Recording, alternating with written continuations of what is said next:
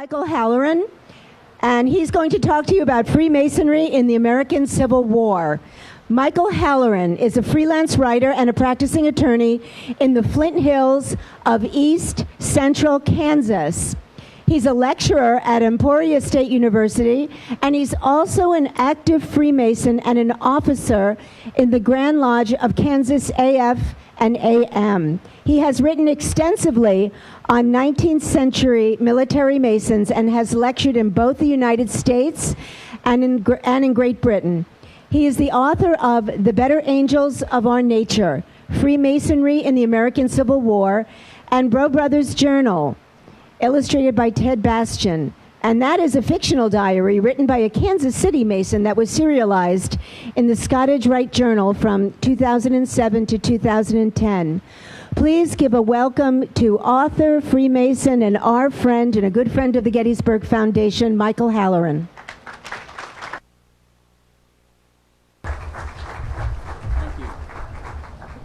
Thank you for the generous introduction. I'm grateful. As Henry VIII said to his second wife, Anne Boleyn, don't worry, I won't keep you long. So, I'm here to talk about the intersection of military matters and Freemasonry, which is an association that one might normally not consider when you think about Masons of today. Guys wearing the square and compasses on their shirts and maybe a little fez and driving a small car. But surprisingly, Freemasonry in the military has a long association. So if I can just draw your attention to the various monitors, we're going to kind of talk about that now. Let me tell you about this fellow. This is Lieutenant Henry Rayner of the 1st Ohio Infantry. He's shown here, the photograph in the middle. And I don't know if I can get my pointer to work, but the photograph in the middle shows him later in life as a lieutenant colonel.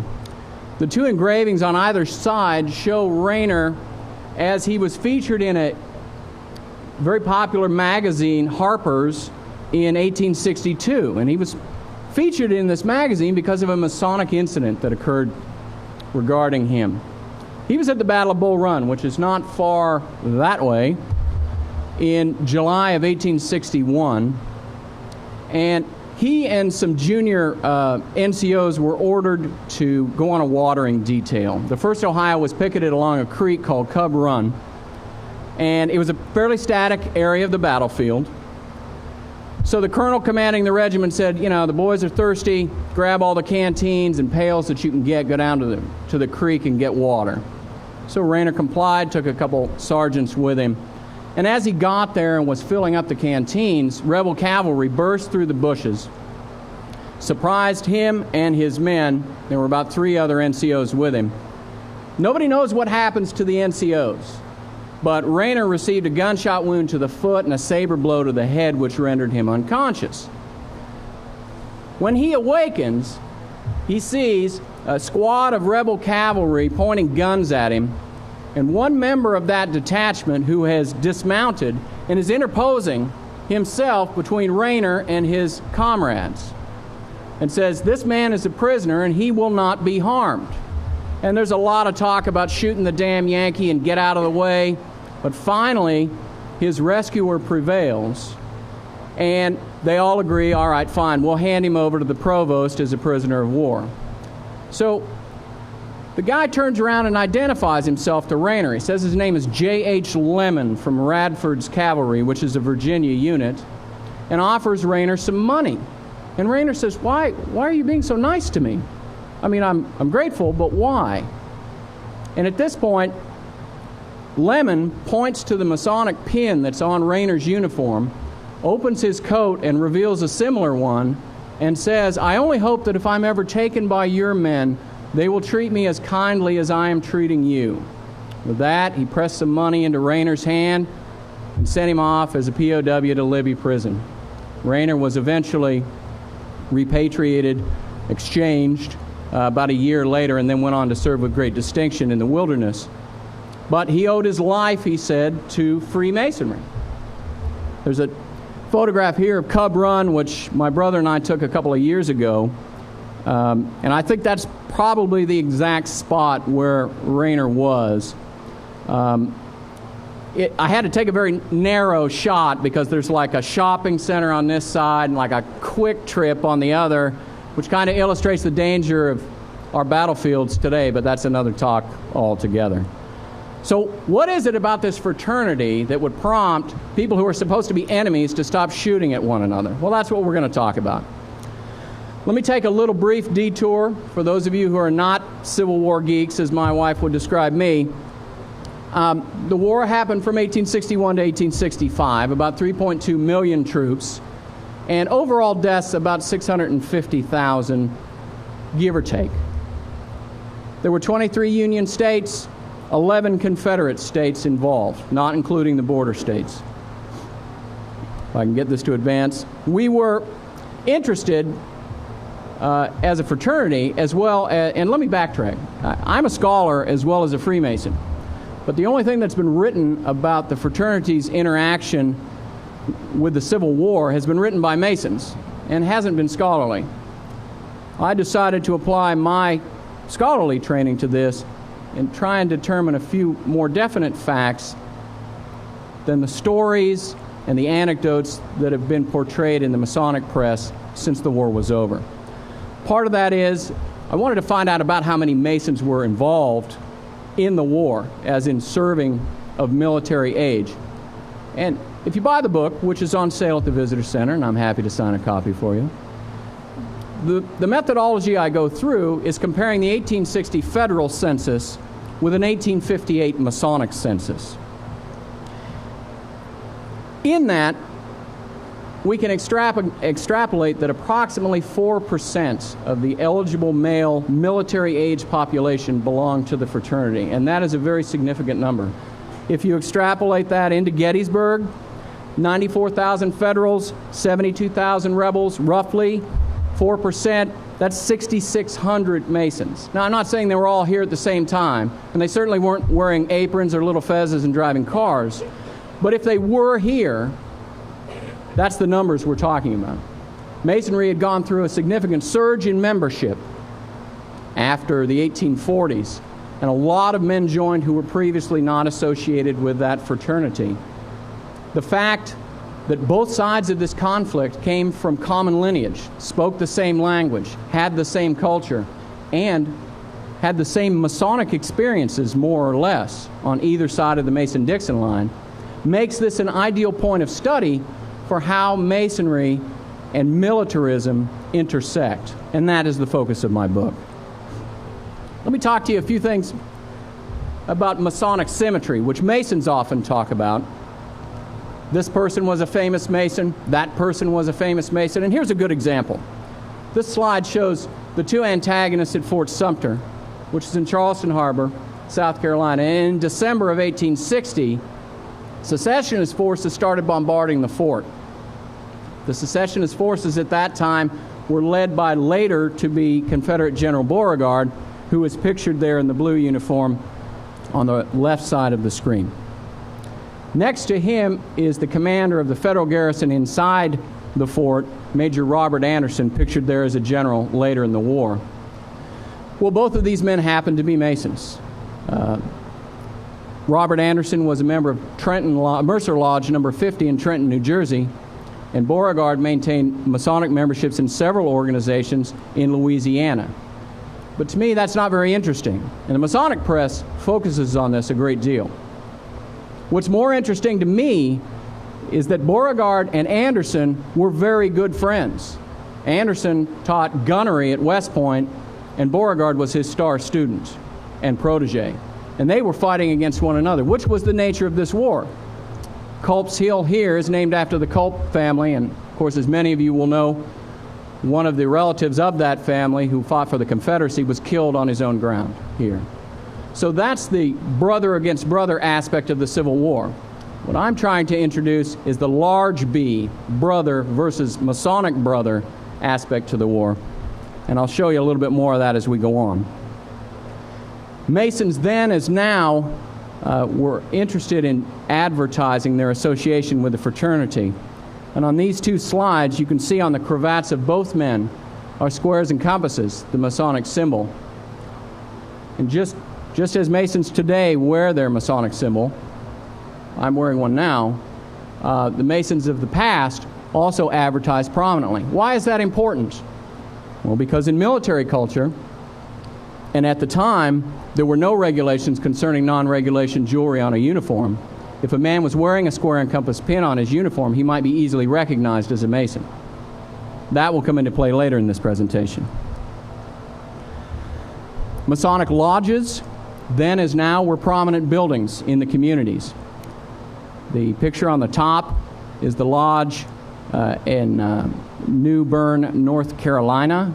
That lodge figures prominently in the book as having been ransacked by drunken federal soldiers during the occupation of that town. And federal Masonic officers put a stop to the disorder and returned the property to the lodge, even though it was in enemy territory. The photograph is interesting because it shows presumably either a resident of New Bern in the center leaning against the fence, or a Mason, or possibly both, and off to what would be your right edge of the photograph are two federal soldiers, barely visible but leaning against the fence and presumably guarding the building. The center image shows a typical Masonic lodge of the period, which has a retail outlet of some kind, dry goods, grocers, something on the ground floor, and then on the second floor, the premises of the lodge. A much more established Masonic lodge is the lower photograph there, which shows the lodge in Baltimore, or one of the lodges in Baltimore. You can see also the newspaper clipping, which is from the Shreveport newspaper in about 1857, which gives the dates and times of the local Masonic Hall meetings. And contrary to popular belief that it is a secret society, they're actually quite open about advertising when they meet and where they meet. And that was no different in the 1850s, when the men who were here at Gettysburg and who fought at the other battles were members of the fraternity.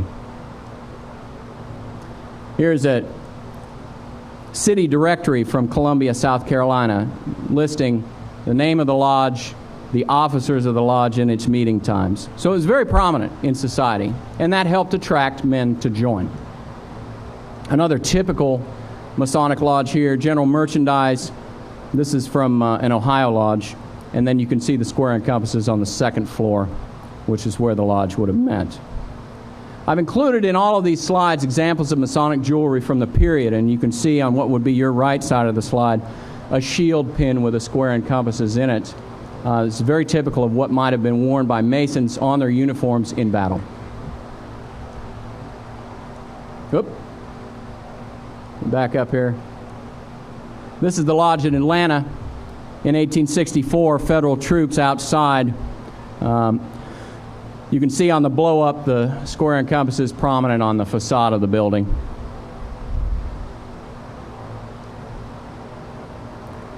For those Masons in attendance, this is a Masonic petition from 1863. Allow me to just read it to you if I can make out the resolution. You might think that it sounds very similar to what you might hear today. To the worshipful Master Wardens and members of Eagle Lodge number 71, that's in North Carolina, having for a long time entertained a favorable opinion of your ancient and honorable institution, I offer this my petition, praying to be initiated if found worthy. My occupation is a soldier in the C.S. Army, residence when at home in Orange County, but for the present in the tented field. Age 24 years, signed William A. Fawcett. Fawcett was accepted for membership and was made a Master Mason in Eagle Lodge number 71, although we do not know his military record. But this demonstrates again the prevalence of Masonry among the soldiery. I just included this as eye candy. I don't have any provenance for this at all, but this is an envelope bearing a postmark from Beaufort, South Carolina, and sent to an island in Maine with some hand-drawn Masonic symbols very laboriously transferred onto the envelope. I do not know what the contents was, and I think I actually saw this on eBay, but just lifted it, show you an example of more prevalence. This is a dog tag, and one of the few that I have ever encountered bearing a Masonic device. It is to a soldier by the name of Lemuel Wood, Company B, 1st Massachusetts Cavalry. We do have somewhat all of his military record, but we can't find him in the rolls of the Grand Lodge of Massachusetts. Are there any Masons in the room? Anyone know why we can't find him on the rolls, you Masons? Because he's a fellowcraft. And you can see by the symbol, he only reached the 2nd degree. Now, the importance of dog tags are a couple of things that I might point out. First of all, as they were not generally issued in the field, we have often encountered reports of men pinning their names to their coats or to their coats and a trouser leg in the event that they were killed or mutilated so that their remains might be recovered. This fellow has taken the time to make a disc out of wood held around his neck with string, has put his identifying information on one side and then the Masonic sign on the other. Now, why would he do that? Well, I think the answer is readily apparent. There's nobody who's going to see that on him because it's going to be under his shirt, just like this is. There's nobody who's going to see that unless they're treating him if wounded or if they're looking for identification if he's dead. And by putting the Masonic symbol on there, he is making a plea to any brother Masons who might find him to decently bury him and notify his kin. And that's the only reason that sign would have been on there. It's a very interesting image, and it's very rarely encountered. I'll give you a few more looks at what lodges inside look like, particularly for you non-Masons. The interior of lodges have changed little since the 1700s, and any Mason could walk into any of these lodges and know exactly where to sit and who to bitch about for the chicken salad or the ham salad that may be served afterwards. But they're very typical pictures. These are all part of a stereo card series about Masonic lodges, which also illustrates just how popular the fraternity and fraternal-related themes were. Stereo cards in those times holding the same prominence today that a Wii or an Xbox might hold. They were very diverting family entertainments that people would look at for hours. I struggled a little bit when writing the book because as I am a Mason, I have sworn not to reveal the modes of recognition of the fraternity. But as I am an academic, I feel a duty, a scholarly duty, to describe as much as I'm able to describe for my readers and for any historians who come after me and wish to research the topic. So I was really torn by what to do about this. We see a lot of stories, and we're going to talk about one very famous one that happened just over here, involving a Mason supposedly giving a sign of recognition and a plea for assistance. But I can't reveal that sign. So what I did in the book, and I hope you'll see that, is I used, frankly, I burned the Oddfellows because I'm not a member of the Oddfellows, and I accessed their ritual from the 1850s and just wrote that up and talked about the Oddfellows signs.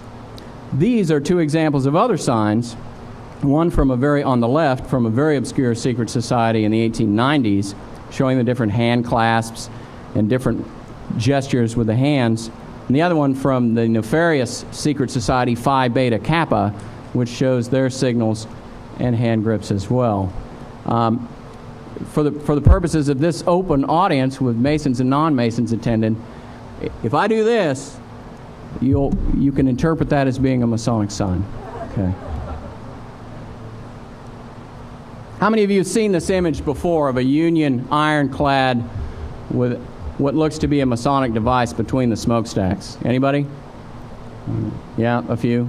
Well, this is the USS Baron de Kalb. It's a riverine ironclad in the Federal Navy. It was originally called the USS St. Louis. It was commissioned in 1862 and was part of a fleet of 6. Any of you have been to Vicksburg and seen the ironclad remains there from the the Cairo?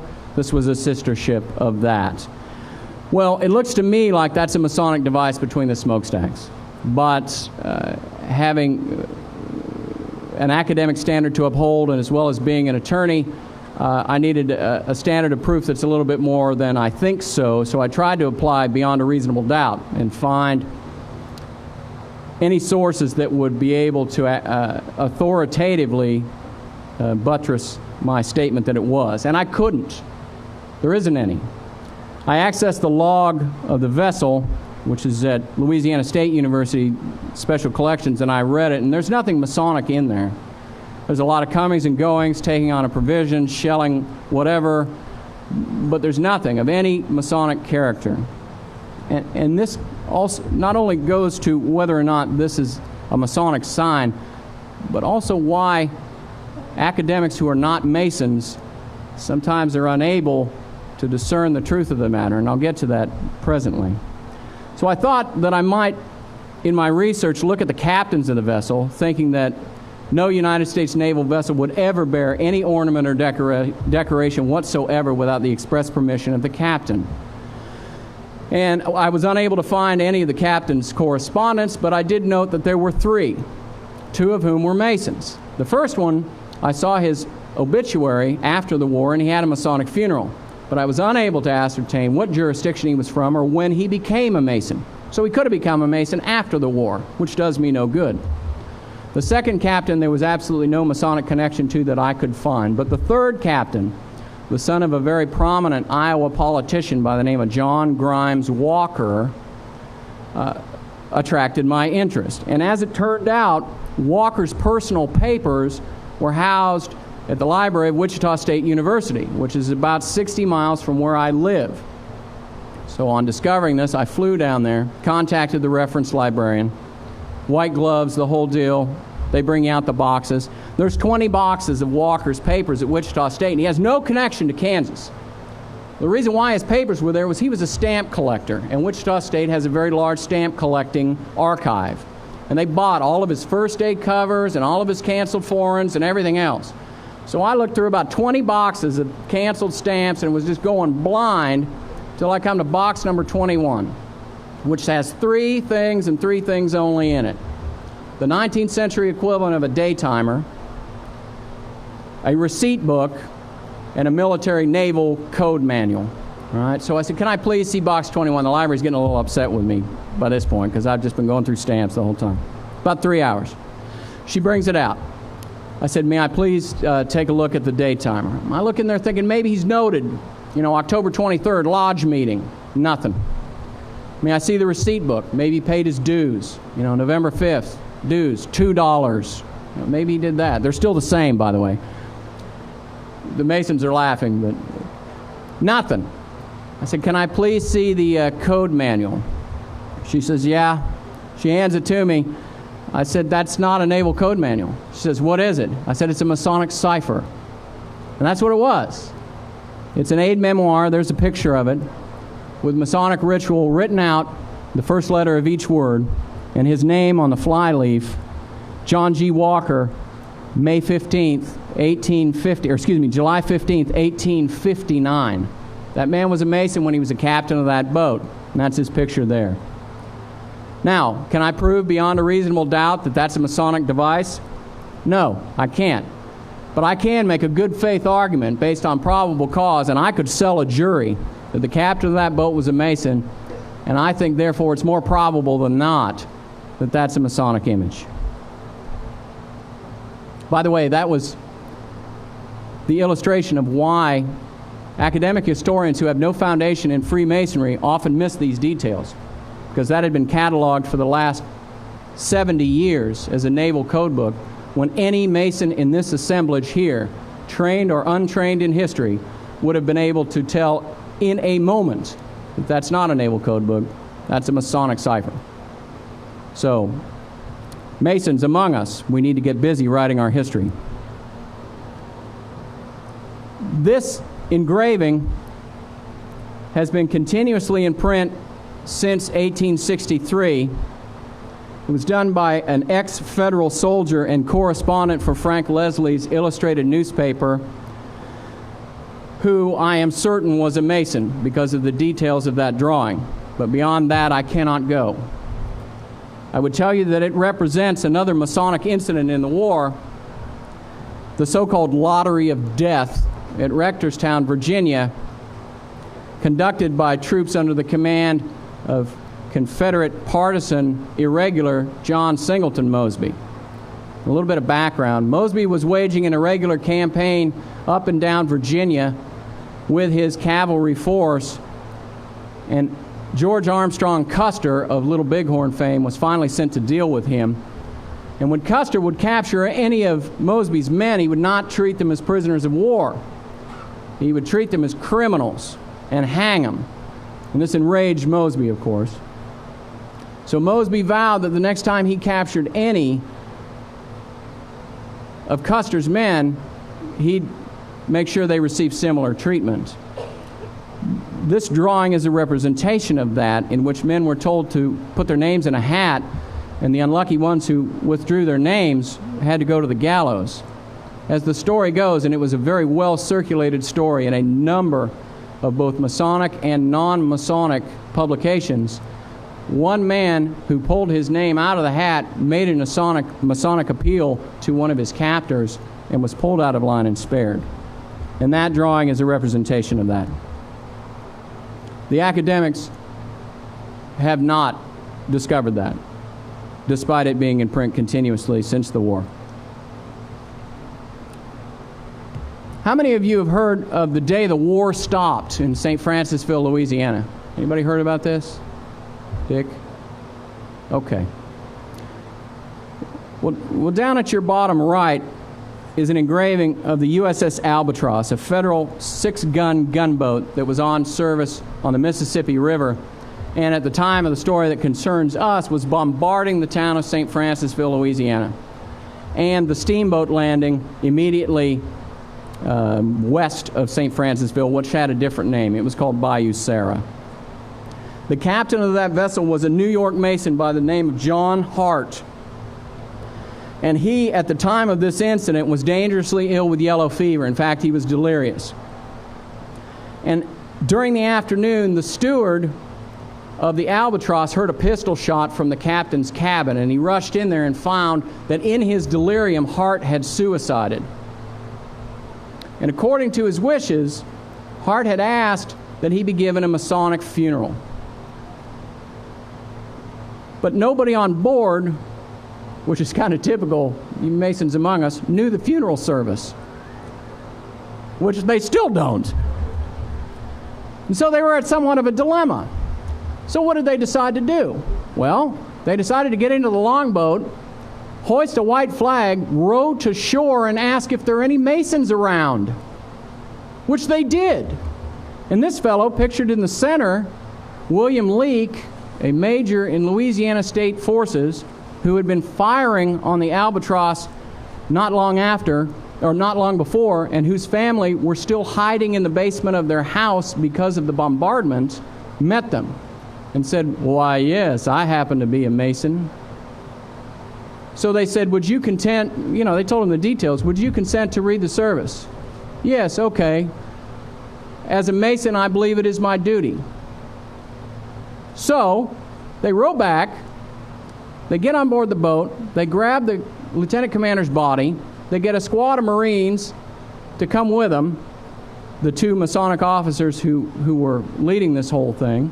They row back to shore, and at trail arms, armed U.S. Marines on Confederate soil walk the 8 blocks to Grace Episcopal Church in St. Francisville. They dig a grave, and they inter him with Leake reading the service and a few other Confederate Masons assisting. Now, who the heck does this? Is this Rotary? Rotary doesn't do this. The Elks? Nobody does this. Well, this is what is remarkable, and how the fraternity transcended and transcends in every military conflict where the combatants can speak the same language or make one another understood. It transcends sectional or national animosity. Every year since that day, the Grand Lodge of New York sends a representative to St. Francisville, Louisiana, and a small ceremony is had at Grace Episcopal Church. By the way, that's the gravestone there, which was rededicated by the Grand Lodge of Louisiana in the 1950s. And every year there is an observance of that occasion. Pardon me. These are 2 photos that are very seldom, if ever, seen. At top is a photograph of a Masonic Lodge meeting in the field. That is a lodge of a New York engineer regiment that was erected on Folly Island, South Carolina in the spring of 1863, and they held their meetings there under canvas. The kind of black stuff on the top are garlands that they had hung to try and beautify the place. But you can clearly see a G in the background, suspended over the master's chair. There's a Masonic altar in the foreground, and you can see the pedestal of the junior warden in the south, which would be on the left side, your left, of the image, with the pedestal apparently being made out of a couple biscuit barrels. This lodge met regularly in the field, and we have several accounts of its meeting. The photograph at the bottom is another instance of where the academics don't quite understand the Masonic experience simply because they're not Masons. This photograph appeared in a textbook on Civil War medicine, and the caption was, thank you, the caption was Civil War medical orderlies preparing for surgery. But it's clearly Civil War Masons dressed to attend lodge. I've just been informed that my time is running out, so I'm going to skip forward. This is some period jewelry, some of which is Masonic, and you can see the different ways in which they would wear it on their uniforms. Clearly a Masonic pin there on a federal soldier. Another unknown federal officer there.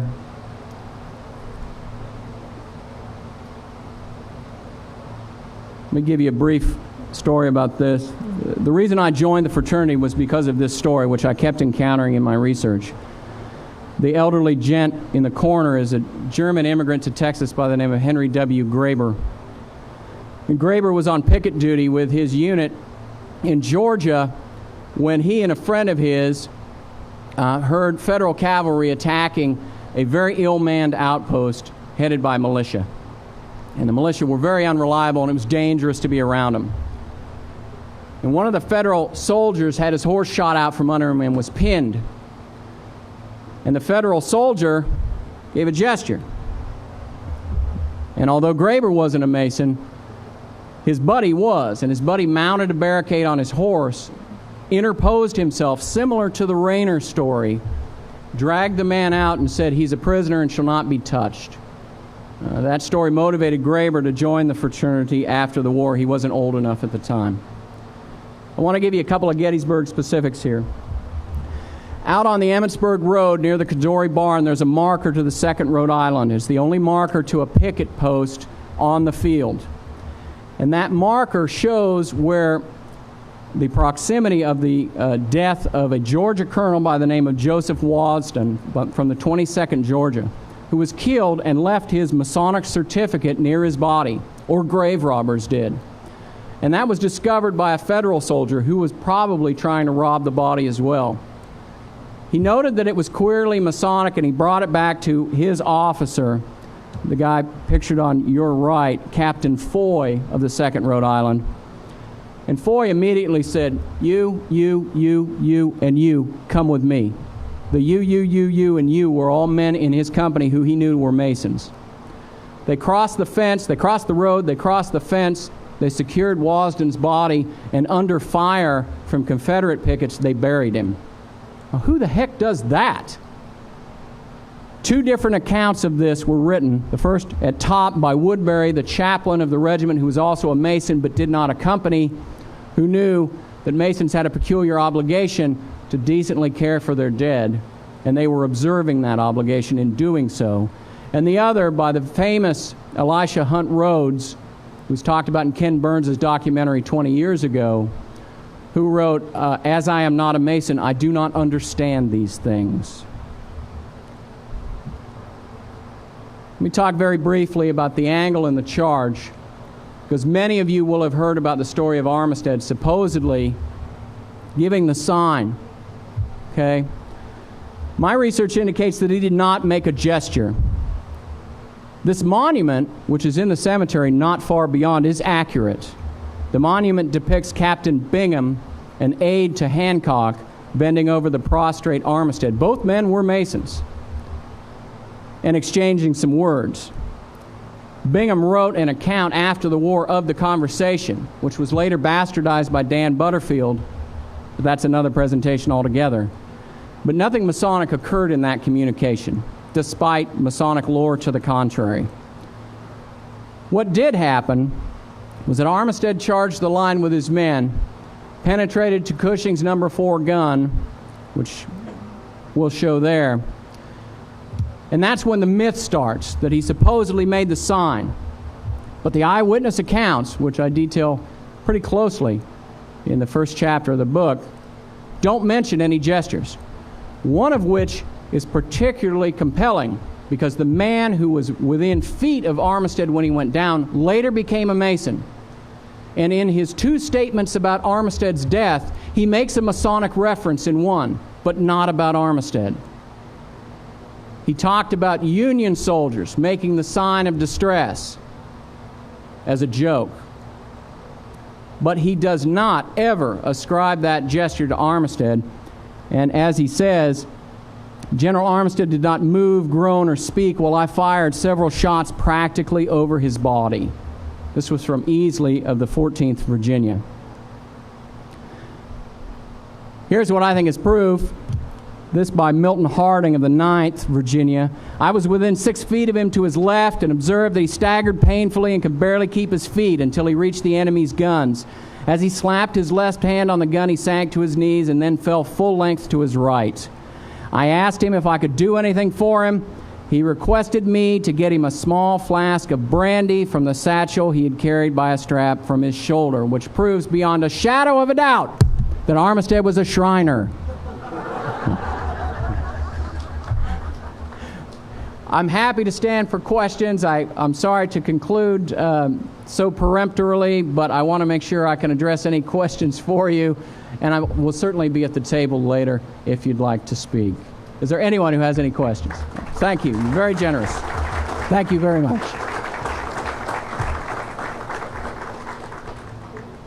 Anyone?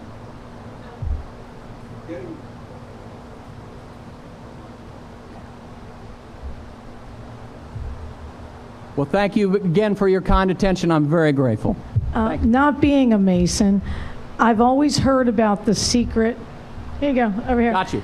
Sorry. Not being a Mason, we've always heard about the secrets and all this type of thing.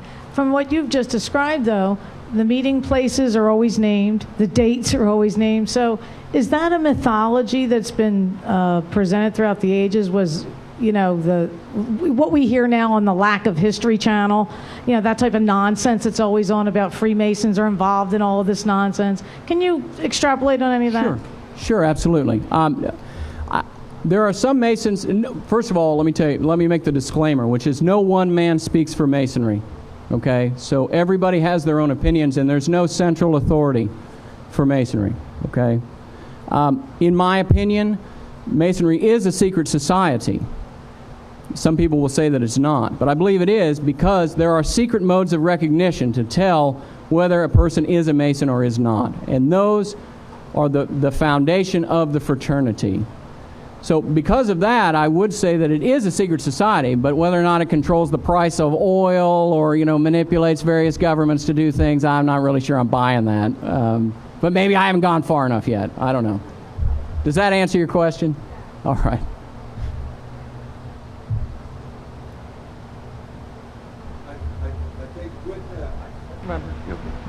I think with that needs to be said the contribution that Freemasons have made to our nation and to their communities for over 200 years. You just think about next time you sing God Bless America, that was by Brother Irving Berlin. You think of the 14 or 15 presidents of the United States who were Freemasons and the contribution that they made, including George Washington. Absolutely. Absolutely.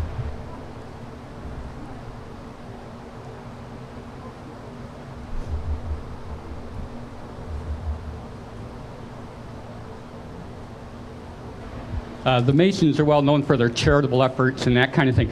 Were any of the wives or women of these Masons involved in any particular Masonic-oriented relief work or anything along that line to help the wounded or children or what have you in your research? Well, there are there are several Masonic women's organizations, but I am not aware of any organized effort by those organizations for relief work, but that is by no means dispositive. I was really very narrowly focused on the intersection of the military and Masonry, and you know, a lot of people have asked about, you know, Reconstruction or anything like that, and I really am not an authority on that, and I'm sorry, I don't know the answer to that question.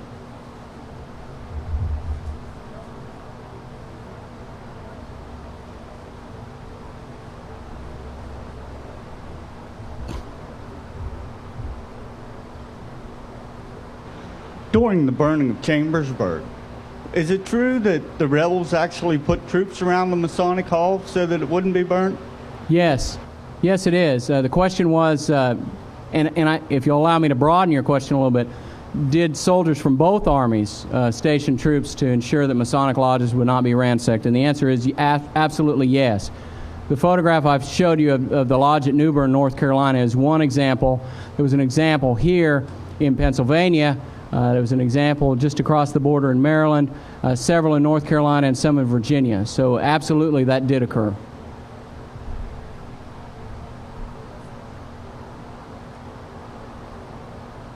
What's the difference between a Freemason and a Mason? I'm glad you asked that question. There is no difference. It is simply a matter of nomenclature, similar to the difference between a Roman Catholic and a Catholic. Absolutely.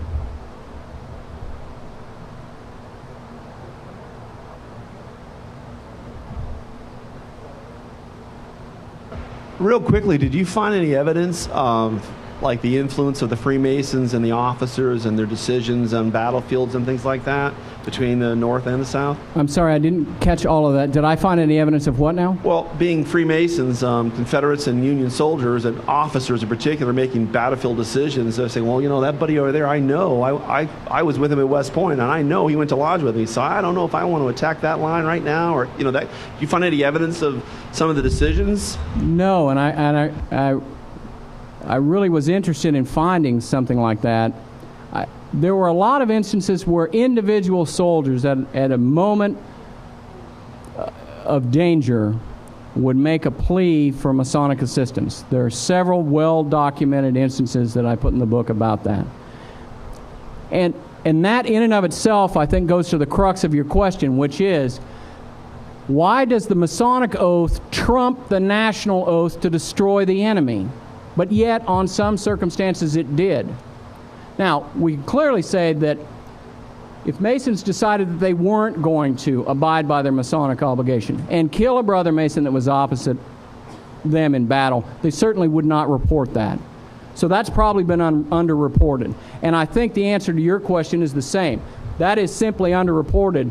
I don't think a Mason would ever report what amounts to treason by saying, well, I knew that guy's command were Masons, and so I didn't bother to attack them because I didn't want to hurt a brother Mason. I don't think they'd ever report that. There was one incident in what is now West Virginia in which it looked like some soldiers held fire because of a Masonic gathering that the enemy was conducting, but then they later attacked very shortly after that. That's the only evidence I found of that. It's a great question.